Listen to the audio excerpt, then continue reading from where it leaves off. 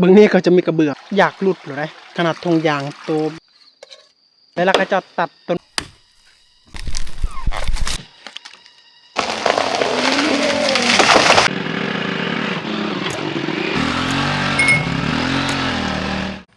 เอาสบายดีทุกคนที่เข้ามาติดตามรับชมเป็นกำลังใจเด้อเอาสำหรับวิดีโอนี้กะเบาเติมอยากไปหายิงนกนะทุกคนตามต้นไม้ยางบ่งเพราะว่าทรงนี้ก็จะมีหมากไม้ยางบ่งก็จะมีนกมากินนะทุกคนก็โดยเฉพาะเขาจะเป็นนกดำถ้าเป็นภาษาของเบาเติมเอิ้นว่าอาเจติไลนะมักจะไปกินเด้อทุกคนเด้อก็เฮาก็อยากไปหายิงนกก่อนเพราะว่าบ่มีอาหารการกินนะทุกคนแต่ว่าก่อนพี่น้องรับชมคลิปวิดีโอนี้ก็อย่าลืมกดไลค์และกดแชร์กดติดตามเบาเติมเด้อเพื่อเบาเติมก็จะมีกำลังใจในการอัปเดตคลิปใหม่ๆนะทุกคนมื้อนี้แม่นภาพบรรยากาศฝนตกเลยทุกคนแต่ว่าบ่แม่นว่าฝนแห้งดอกจะเป็นฝนฟ้อยแบบนี้นะทุกคนเพราะว่าช่วงนี้ก็ใกล้จะถึงฤดูหนาวแล้วนะเบิ่งท้องฟ้ามืดครึ้มนะทุกคนเมฆปกคลุมทางบนเขานะมันจะตกแน่นะแต่ว่ามันบ่แห้งนะยังบ่ถึงฤดูแห้งเดี๋ยวนี้ยังฤดูฝนฝอยอยู่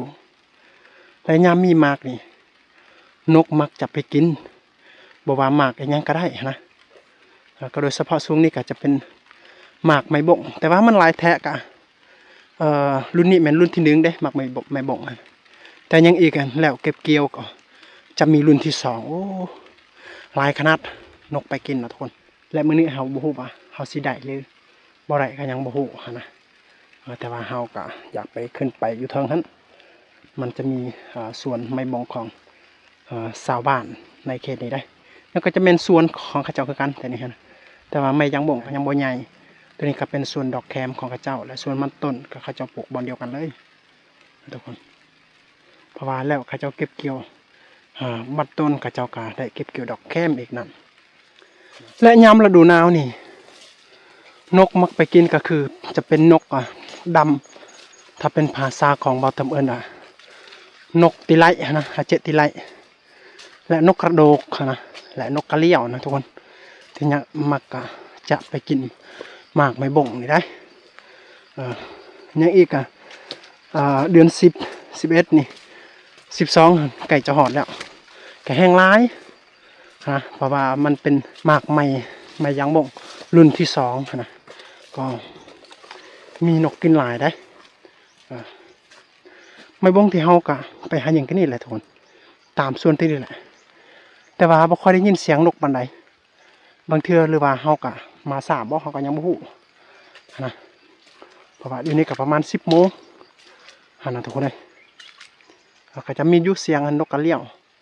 แต่ว่านกดำมันบ่ค่อยได้ยินปานใดบางตามหัวภูนี่ก็จะมีเมฆปกคลุมอยู่เพราะว่ามันยามฝนตกเด้กะภาพบรรยากาศกะม่วนอะไรได้ทุกคนเลยแท้จริงมื้อนี้เบาเติมบ่ได้อยู่เฮือนได้ขึ้นไห้บนเขานะทุกคนแต่ว่าเนื่องจากว่าฝนตกนะกะเบาเติมบางยามันขาไปเบิ่งท่อน้ำมันตันก็เลยเขาเจ้าขึ้นไปก้อนแต่ว่าเมื่อสวยขนาดนี้กะเบาเติมกะขี้ขานขึ้นไปก็เลยไปหายิงนกนะทุกคนแท้จริงพ่อแม่กับเมียหรือว่าเอื้อยเขาเจ้าขึ้นก่อนแล้วนะทุกคนเลยแต่ว่าเขาเจ้าอยากให้เบาเติมตามหลังนะแต่ว่านับเบาเติมมันขึ้นผู้เดียวมันบ่ค่อยที่อยากจะขึ้นไปปานใดนะทุกคนก็เลยไปหายิงนกก่อนนะมันมีนกเขาอยู่หลุมนะทุกคนที่มันจับอยู่ในกกใหม่บอนบ่มีใบนะมันมีอยู่หลุมมันแต่ว่าเบาเติมมันบ่สามารถที่จะไปทางนั้นเพราะว่าญาณมันเห็นเข้าไปทางนี้นะทุกคนให้พี่น้องมาเบิ่งน้ำกันต่อสิ่งยังไงหรือเปล่านะไปทางนี้ได้มันมีอยู่หลุมมันนี่แต่ว่าเบาแต่มันปากแหงมันบกาอย่าว่ามันเย็นมันได้ยินกะมันไปนะ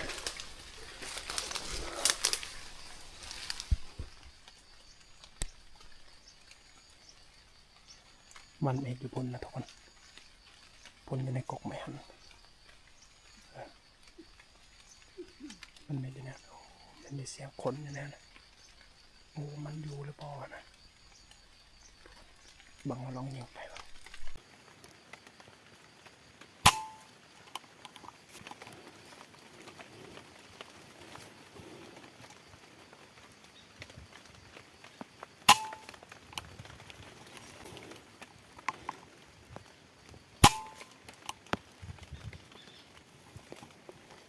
บดถือนะทุกคน3 นัดแต่ว่ามันบดถือกันนะบูว่ามันเพาะไก่บอกเลยว่าแนวใดนะแต่ว่าเขาปรับผิดกันยังบูแต่ว่ามาเบิ่งอยู่ทางนั้นจะมีเสียงนกดำจะมีเสียงนกดำอยู่ทางนี้ก็นะมันมีนกดำเอาไปเบิ่งอยู่ทางนั้นนกดำนี่สลาดดีเลยทุกคนมันยิงยากเลยบอกคือนกกระเลียวได้นกกระเลียวยิงง่ายอยู่ทางนั้นมันจะมีอยู่แต่นกดำมันเท้ายิงนัดเดียวมันไปเลยนะทุกคนเลยโทษทุกคนเสียดายนะมันจะมีกระหอกอยู่เบื้องนั้นแต่ว่าเขายิงบ่ทันทุกคนตัวหนึ่งใหญ่ได้กระหอกตัวนั้นอีกคนยังบ่ได้พอโตเด้อทุกคนเพราะว่าเฮายิงมันยากนะนกดำมันสลาดได้ดีได้มันได้ยินเสียงหันนัดเดียวก็มันวิ่งไปหมดนะบ่ได้อยู่บ่คือนกกระโดกเลยทุกคนเฮายิงง่ายแต่นกกระเหลี่ยวนะทุกคนเอ้าทุกคนนกดำกะเฮายิงทีเดียวก็มันไปหมดแล้วนะทุกคนเดี๋ยวนี้เฮาก็ยังอยากจะต่อนกเขาเขาอยากจะต่อนกเขาว่ามันเข่าระบอนะอยู่นี่เป็นมักทีมันไปจับตอนนั้นเขาได้2 โตอยู่นี่ได้แต่ว่าเขาลองต่อเบิ่งประมาณสัก10 นาทีว่ามันเข่าระบอนะทุกคนจุดที่เขาเสื่องซ้อนกับมันอยู่นี่แหละจุดที่เขาอยู่แล้วปะลำโพงมันอยู่พุ่นนะเขาบ่ต้องปะทากกใหม่ตัวใดที่เขาอยากให้มันจับเขาบ่ต้องเอาไว้ใกล้ต้นใหม่ตัวนั้นนะเขาก็ต้องไปปะประมาณอีกสัก5 เมตรประมาณนั้นระบา6 เมตรใกล้เขาปะอยู่นี่แหละ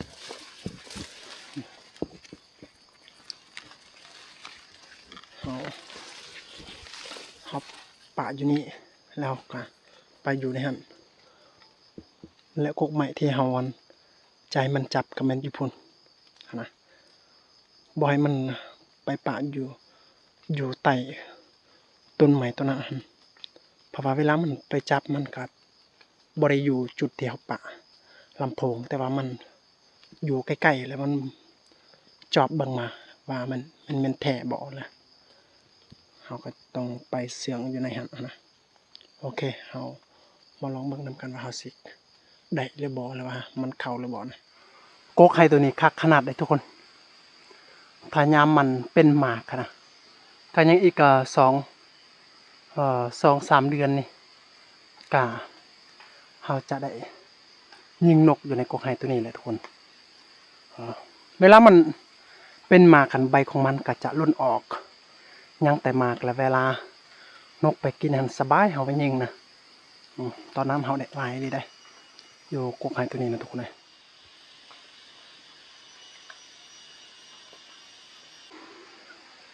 เวลาเขายิงหันกกไห่ตัวนี้นะกะบางทีเขาต้องไปขึ้นอยู่ทางหันอันนั้นไปขึ้นนั่งอยู่ทางหันนะบางเทื่อเขาจะนั่งอยู่ลุ่มเพราะว่าอยู่ทางกะมีบ่อนจุดที่เขานั่งแล้วเขารอฐานนกคันกกไห่ตัวนี้ได้คักขนาดเลยนะทุกคนเลย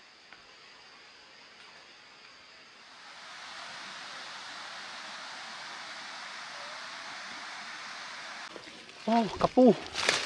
โอ้โหมันกัดเลยนี่ทุกคนนี่กระปูแดงตาเนาะกระปูแดงเนี่ยข้าจะว่ากินแซ่บเลยกระปูตัวนี้นะทุกคนนี่ก็แมน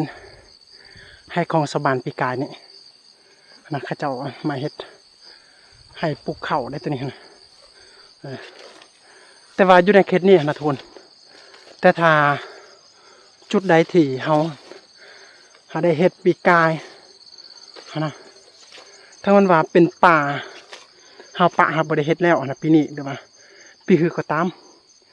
แต่ว่าดินตัวนั้นก็เป็นของเฮาเลยนะคนอื่นนี่บ่สามารถที่จะเอาดินตอนนั้นได้นี่ก็เป็นส่วนของสวรรค์อีกส่วนหนึ่งทั้งวันว่าบางครั้งที่เราเห็นเป็นป่า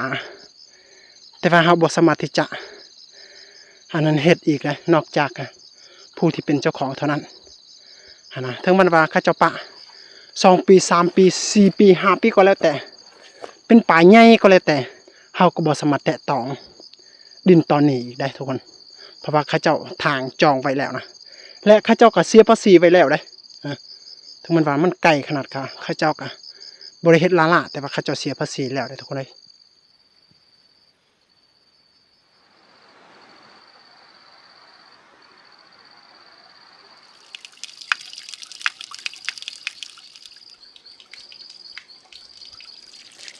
เย็นขนาดเลยทุกคน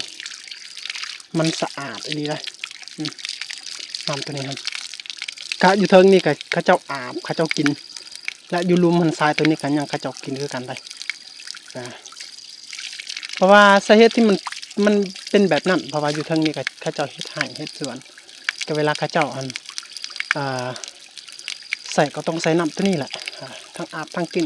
แต่ว่ามีผู้ที่เฮ็ดสวนอยู่ลุมกะถ้าข้าเจ้าเฮ็ดตามไก่สายตัวนี้ข้าเจ้าก็ยังอาบยังกินคือกันนะกะมันบูหูเปื้อนนะทุกคนเลยนี่ก็จะเป็นเถียงตัวนี้กะเขาจะเอาวันหญ้าข่าเขาจะมุงนะทุกคนเวลาข้าเจ้าไม่เฮ็ดสวนเฮ็ดไร่อยู่นี่ท่านก็จะก็นอนเลยนะเพราะว่าผู้ที่มีเถียงแบบนี้ได้บรรยากาศม่วนเลยนะอยู่นี่จะมีกกก็มีแหละกกหมากส้มโอเท่านั้นนะหมากส้มโอตัวนี้ก็จะเป็นสมหวานๆแบบนี้ได้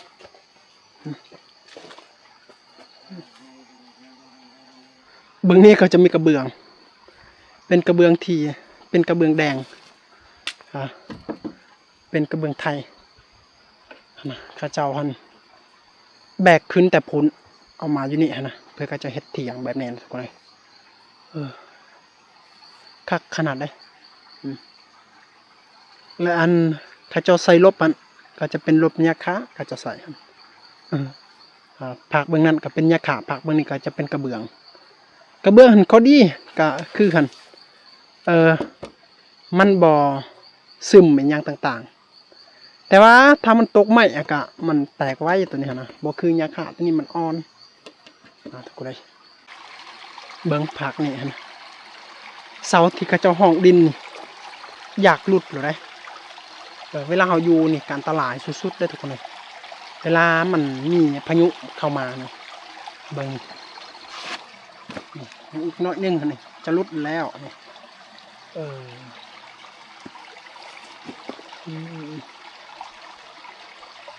อันตรายเวลาพายุเวลาฝนตกเนี่ยบกล้าอยู่ได้เบิ่งทุกคนในชนบทหรือว่าเขตนอกนี่ขนาดธงยางตัวมันใส่แล้วนะตัวเขาใส่แล้วมันเปื้อนแล้วเขาเจ้าก็ยังซักเลยซักไว้ตากแบบนี้เพื่อสะดวกสบายในการใส่ของต่างๆตัวนี้มันขาดแล้วนะทุกคนแต่ว่าขาเขาเจ้าก็ยังเอาไว้นะทุกคนเป็นสิ่งที่ประโยชน์มากนะก็คือคนในเมืองได้ธงยางนี่กะบุอึดใส่หันหน่อยเดียวกับปะแล้วนี่ก็ยังเขาเจ้าตากเอาไว้แบบนี้นะโมเมนต์ธรรมดาคนในเขตนี่ใส่ธงยางนะจนว่ามันขาดใส่บ่ได้มันเปื่อยเสียคุณแล้วใส่บ่ได้จึงปะทุกคนถ้าว่ายังใส่ได้เนี่ยถ้ามันเปื้อนเขาเจ้ากะซักแบบนี้เลยบางเทื่อกับบ่มีสันไลกะซักเอาแบบนี้แหละทุกคนบางคนกะซักเอาสันไลเพื่อมันออกเปื้อนนะเขาเจ้ากะตากให้มันแห้งแล้วมาใส่ต่อเขาไม่ธรรมดาเขาเจ้าใส่นะบางเทื่อเขาเจ้าใส่ฮอตข้าวเด้อ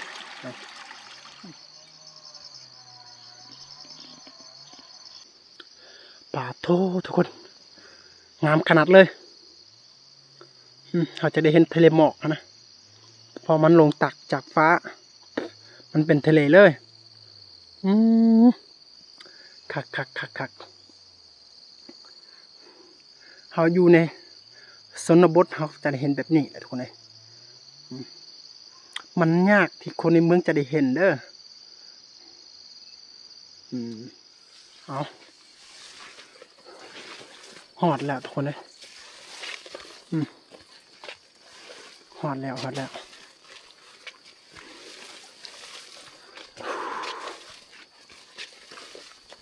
แต่ผู้ที่เฮ็ดเวียกยังมาทันกลับเด้อเพราะว่าข้าเจ้าก็ต้องแบ่งให้ผู้นึงกลับมาเฮ็ดอาหารนะทุกคนแต่ว่าข้าเจ้ายังมาทันได้กลับปกติ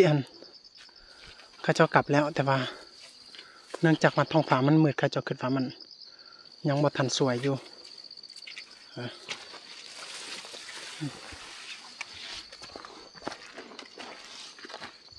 วันนี้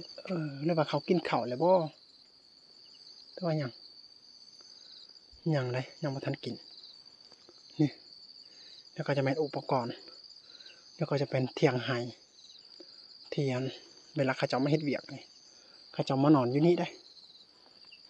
ป้าโธ่นี่ก็เป็นไอเดียหนึ่งข้าเจ้าเอาปองไม้พุ่งนี่แหละทุกคนข้าเจ้ามาเฮ็ดโคกนะข้าเจ้าเฮ็ดโคกเอาตัวนี้กะบ่แม่นบักเคียงนะทุกคนแต่ตัวนี้เป็นหมอนนะที่ข้าเจ้า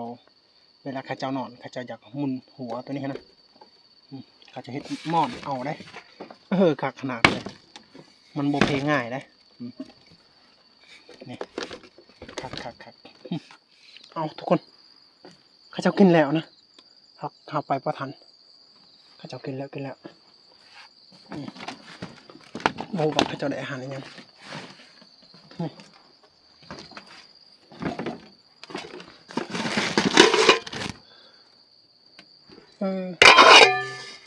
ข้าจะต้มมักนี่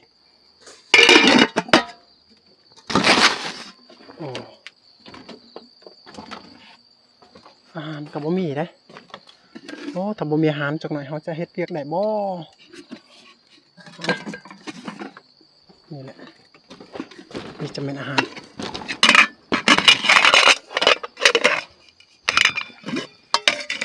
นี่มันก็จะแม่นนะ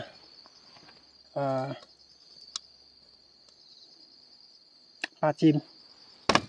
นี่ก็จะเป็นเครื่องในของมันแล้วก็จะต้มเอา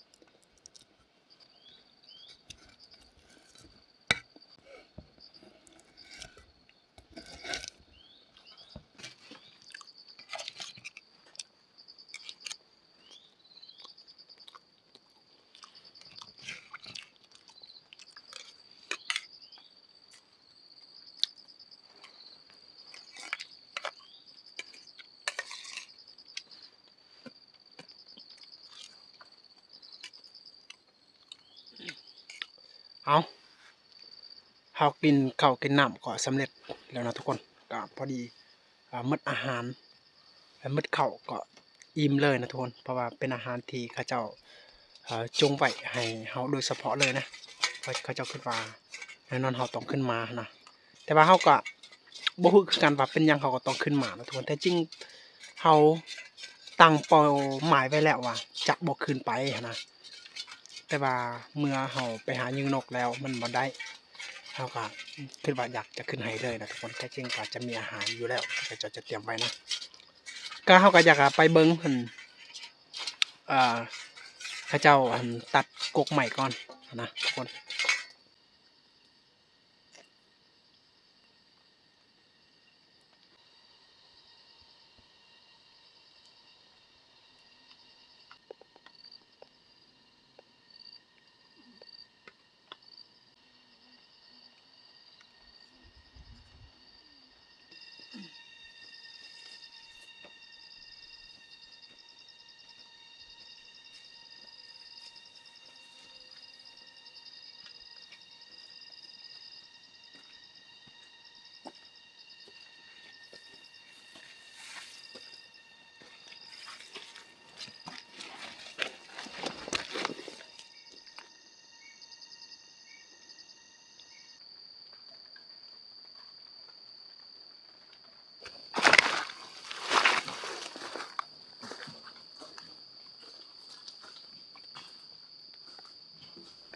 เดี๋ยวนี้เฮาก็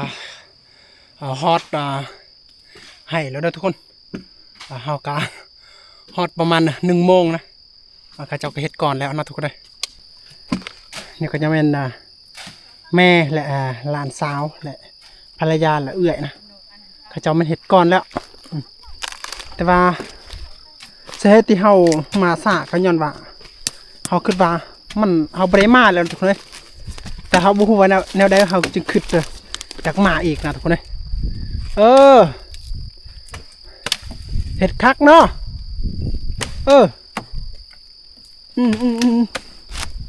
กินข้าวเลยบ่กว่าจิจ่ายนี่จ้ะกว่านี่จิจ่ายข้าเจ้าให้กินข้าวแล้วนะทุกคนเลยแสดงว่าข้าวตัวมันน้อยมันจงให้เฮาแม่นบ่โดนเบี้ยขี้ยะดาคือมันเล่นนกดอกไม้ก็เลยแย่งไอ้จ้าขันสั่นก็บ่มีความฮักนั่นเนาะขันสั่นเฮาไม่มาไม่ตกในปอแนวนั้นเนาะแสดงว่าอาหารตัวนั้นเป็นอาหารที่ข้าเจ้าบ่ได้จัดเตรียมให้เฮาเด้อโทเด้คือว่าหั่นเลือแต่ว่ามันเหลือของข้าเจ้ากินแล้วเฮาคิดว่าข้าเจ้าเอาไว้ให้เฮาหั่นน่ะเสียใจเลยข้าเจ้าบ่มีความฮักแท้ๆนั่นปาโธ่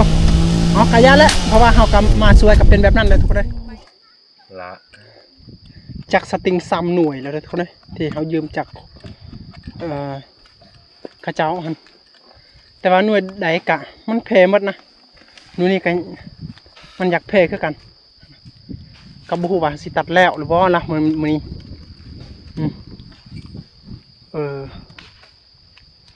อีกก็หลายต้นต้นตัวนั้นมันอยู่ปลายต้นตัวนั้นจะมีหางต่อได้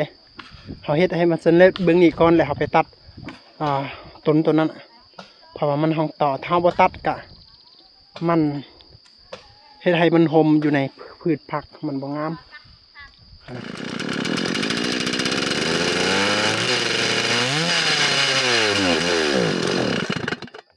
มันติดยากนะทุกคนบ่ฮู้ว่าสิเฮ็ดหยัง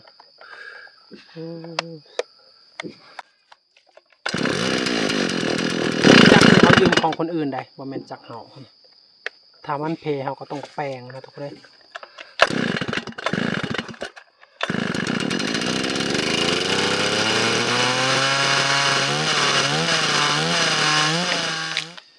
เวลาเขาเจ้าตัดต้นไม้นะทุกคนถ้าเขาเจ้าตัดแบบเขาเจ้าชวนเฮ็ดให้เขาเจ้าก็ต้องรักษานะให้รักษาให้มันละเอียดนะบ่ให้มันเตอเกลือตรงกรงแบบนั้น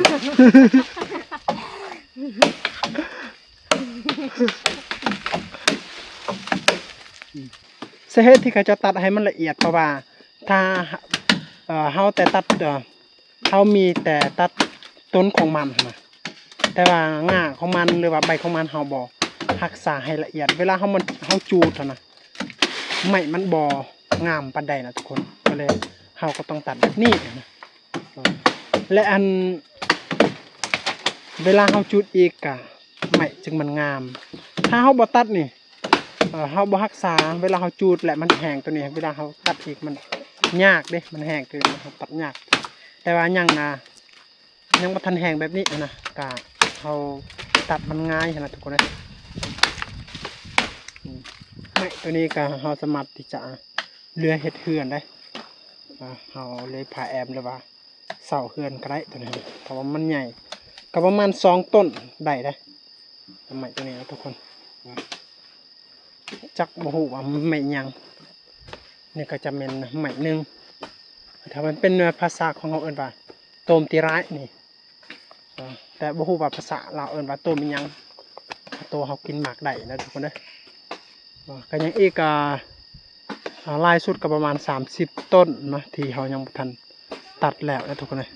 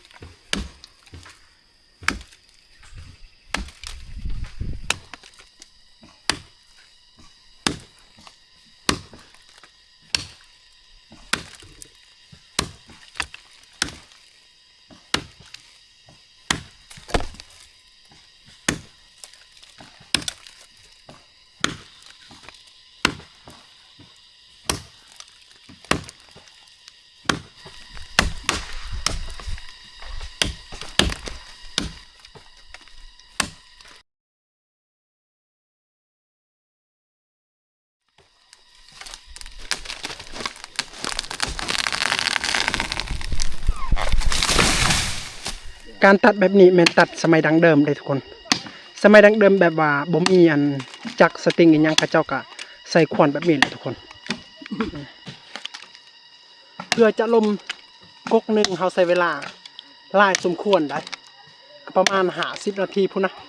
ทุกคนเพื่อจะลมโดยเฉพาะกับต้นไม้ใหญ่ๆแบบนี้ป้าโทมันนะแข็งขนาดเลยแบบนี้นะทุกคน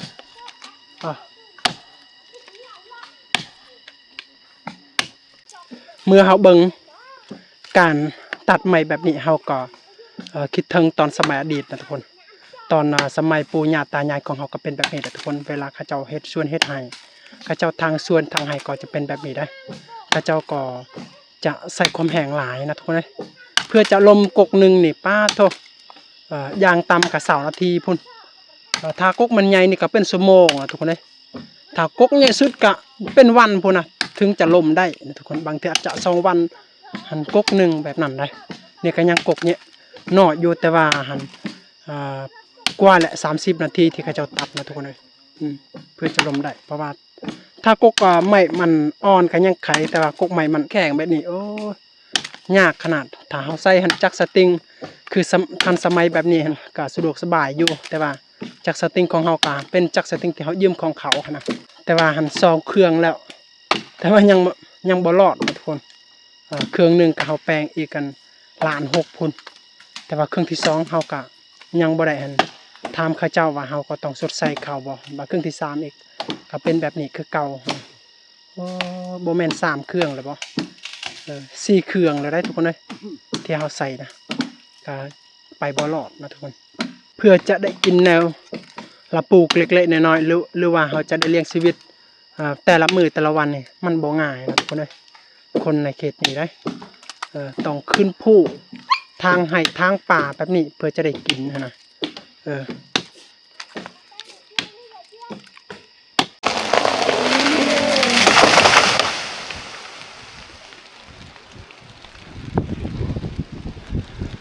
กำลังลมทวน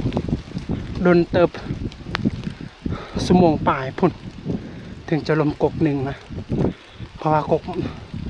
ต้นใหม่เนื้อแข็งถ้าเนื้ออ่อนก็ยังไข่ทุกคนเลยฝนตกเลยนะทุกคน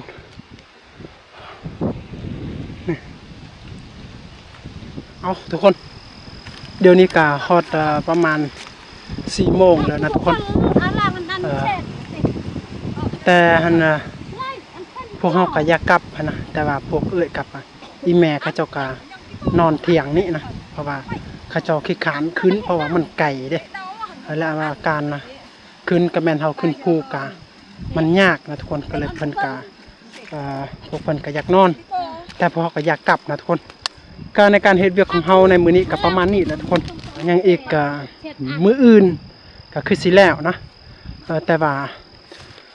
ถ้าเฮามีจักสติงกับมื้อนี้ก็แล้วเลยนะทุกคนแต่ว่ามันบ่มีเฮาก็ใส่แบบโบราณนะก็เลยมันยังบ่ทันแล้วนะทุกคนเอ้ยโอเคทุกคนสำหรับคลิปวิดีโอนี้ก็บ่าวเติมอยากพาใครพี่น้องก็ประมาณนี้แหละทุกคนอย่าหาว่าเด้อที่บ่าวเติมตัดไม้ทำลายป่าก็บ่แม่นว่าตัดไม้ทำลายป่าทุกคนแต่เป็นการเฮ็ดสวนเฮ็ดไร่นะถ้าเฮาบ่เฮ็ดแบบนั้นก็บ่มีหยังที่จะเลี้ยงชีพนะทุกคนนี่ก็เป็นการเฮ็ดเวียกดูแลครอบครัวได้นี่ก็เฮาเอาออกกำลังของเราเองนะก็คือบางคนอาจคิดว่าเฮาเป็นคนตัดไม้ทำลายป่าก็บ่แม่นเด้อนี่ก็เป็นการเฮ็ดสวนเฮ็ดไร่เด้อทุกคนเด้อเอาสำหรับวิดีโอนี้ก็เขาจะพาพี่น้องกับสำนี้แหละมีแต่ฝากพี่น้องก็อย่าลืมกดไลค์และกดแชร์และกดติดตามบ่าวเติมเลยเด้อเพื่อบ่าวเติมจะมีกำลังใจในการเฮ็ดคลิปต่อไปนะทุกคนและอีพีต่อไปบางทีเขาอยากจะอัปเดตพลปลูกในไฮตัวนี้นะโอเคลาก่อน